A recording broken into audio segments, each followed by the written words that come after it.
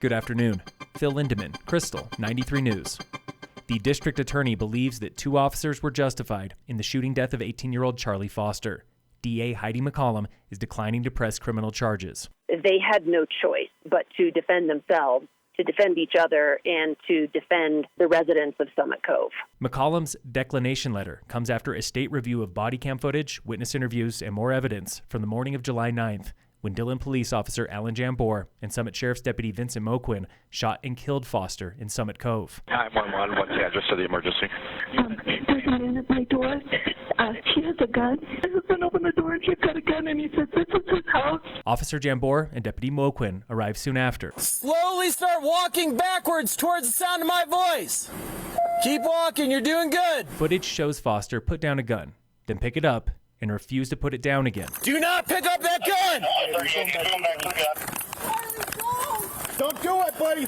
Don't do it! Foster is carrying a BB gun replica of a .40 caliber handgun. No one can tell it is a replica. Drop it right now! Just drop the gun. Let us help you! This continues for 9 minutes until Foster points the BB gun at Moquin and is shot 4 times. We have shots fired. 2 officers. Suspect is currently down. McCollum tells me today her involvement in this case is now complete unless new evidence appears. There will be hundreds of unanswered questions about this entire case and the tragedy that has befallen not just Mr. Foster, but his entire family and his friends and the community. This sentiment is echoed by county officials who say in writing, "We continue to grieve this tragic event and the behavioral health epidemic impacting our families, our children, our friends." Both officers do remain on paid leave. Their departments are still being investigated to assess training and culture.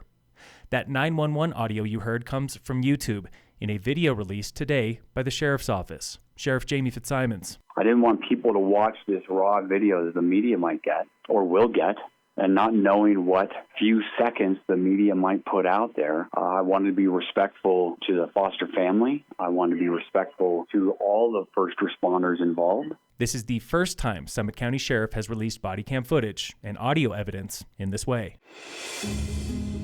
Welcome to Under the Radar with Frisco Town Manager Tom Fisher, explaining this. Extraterritorial water application process. It sounds like he's talking about ET, but he's not. It's extraterritorial, which basically means outside of town. This new process is vital as Frisco looks at 2 big affordable projects just outside of town limits, up to 17 units at Bill's Ranch, more than 400 units at Lake Hill. Look at the impacts of that, whether it's on the roads, on trails, on parks, on police services, whatever it is. Putting this process to paper makes sure the town is not promising more water than it has to give. Tune in again soon for Under the Radar with local town managers. Local fire danger remains moderate today in Summit, still with no fire restrictions. A rogue campfire nearly got out of control north of Breckenridge yesterday. Red, white, and blue fire found that campfire unattended near County Road 566. That's a popular 4-wheeling road off French Gulch. Looks like it had been burning overnight.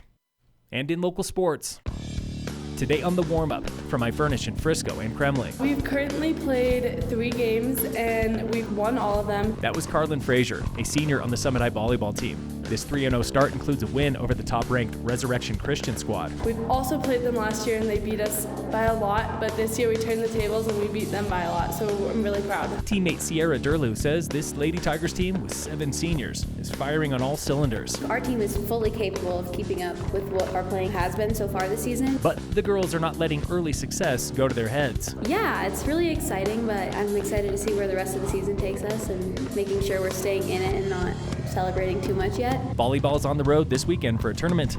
After that, it's league play. This has been the warm-up with high school athletes. In other preps, Summit High boys soccer is playing Glenwood Springs at home today. Summit girls rugby opens the season with Eagle Valley away. Football is under the Thursday night lights at Thompson Valley. Phil Lindeman, Crystal, 93 News.